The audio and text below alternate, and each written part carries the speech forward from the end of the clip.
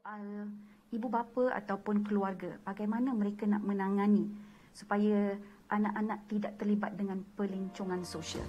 Jadi kita tengok macam inilah, seandainya ada sesuatu masalah penyakit dalam rumah kita, ada simptom-simptom COVID contohnya, dia punya deria bau dah hilang, demam, sesama, batuk. Sekarang orang batuk je pun kita dah okey kan.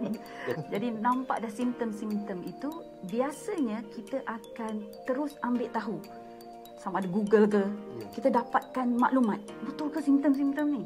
Jadi dia step yang pertama ilmu dulu. Kemudian kita akan bawa keluarga kita yang kena penyakit ni pergi berjumpa dengan doktor. Jumpa dengan doktor. So doktor akan cek dan sebagainya. Kemudian positif lah. So kita pun merawat.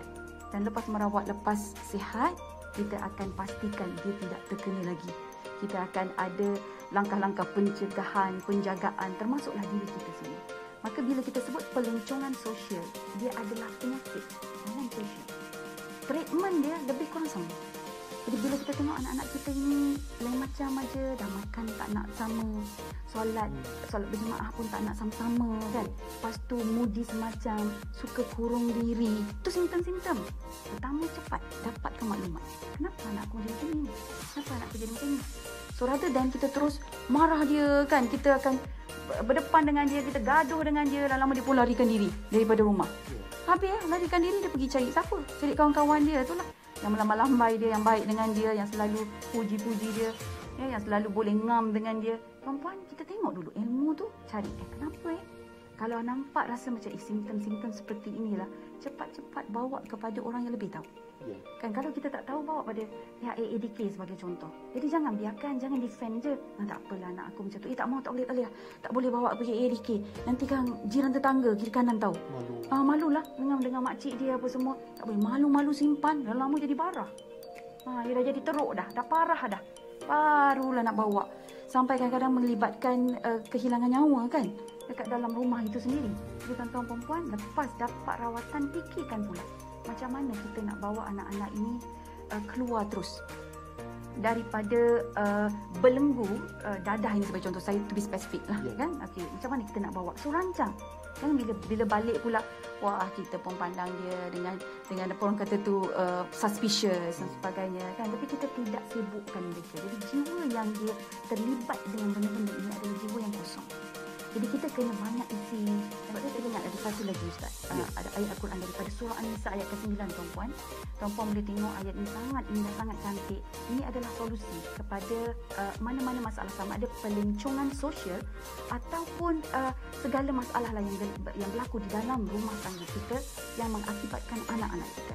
Allah berfirman, a'udzubillahi minasyaitonir rajim, wal yakhshal ladzina law taraku min khalfihim dzurriyyatan dha'afa khafu 'alaihim falyattaqullaha wal yaqulu qawlan sadida. Sadaqallahul azim. Jadi Allah berfirman, dan hendaklah kamu berasa takut. Wal yakhshal ladzina law taraku, hendaklah kamu rasa takut seandainya kamu tinggalkan min khalfihim, di belakang mereka ni, zurriyatan bi'afa, zuriat keturunan yang lemah. Khafu alaihim, kamu risau keadaan mereka. Dan kemudian Allah bagi solusi, falyattaqullah, maka kamu kena tingkatkan ketakwaan kamu dulu. Kemudian wal yaqulu qawlan sadida, jaga perkataan kamu supaya kamu bercakap benda-benda yang benar. Jadi kalau kita nampak solusi dia dua. Solusi yang pertama adalah bertakwa pada Allah. Orang-orang yang bertakwa, nombor satu step dia mesti tambah ilmu dia.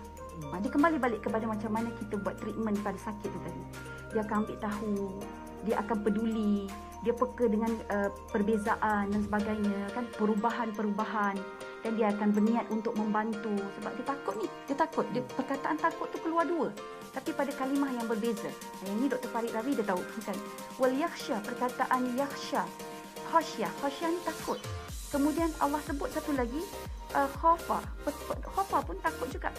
Khafu alaihim, kamu takut, risau keadaan mereka. Dua-dua ni takut, tapi dua kalimah yang berbeza. Khasyah maksudnya takut disebabkan keagungan sesuatu, kehebatan sesuatu. Dan sudah tentu yang kita takut itu adalah takut pada Allah. Kita takut pada Allah kerana apa? Ini dekat akhirat esok, Allah akan tanya balik, kau dah buat mana tanggungjawab kau terhadap anak-anak kau? Kau dah pastikan belum berkenaan dengan pengurusan harta pusaka apa semua sebagainya. Ayat ni dia actually dia kembali kepada pengurusan harta pusaka, jangan berlaku zalim dan sebagainya lah.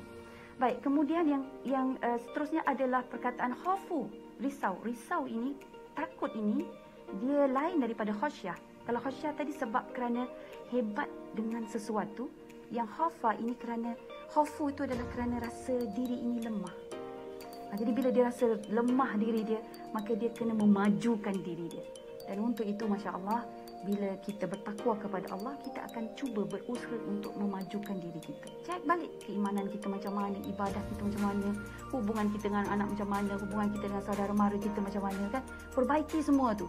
So once kita perbaiki perkara-perkara tersebut, kita akan lihat anak kita serba sedikit dia akan berubah. Dia tahu, mak dah macam ni lah. Mak dah solat lah. Mak dah beginilah. Jadi kita ajak sama-sama. Jadi bi'ah atau persekitaran itu berubah. Suasana persekitaran berubah. Kemudian cara kita bermuamalah dalam rumah pun berubah. Kita bercakap pun berubah.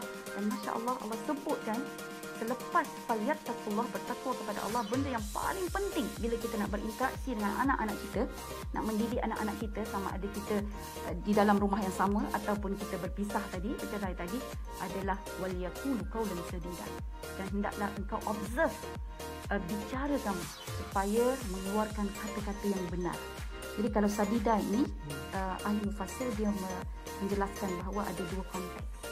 Dia ada kaulan ma'rufah, kaulan layina, yang ini kaulan sadida. So konteks yang pertama adalah you kena betul konten tu, nak cakap apa. Jangan kelentong. Itu pertama.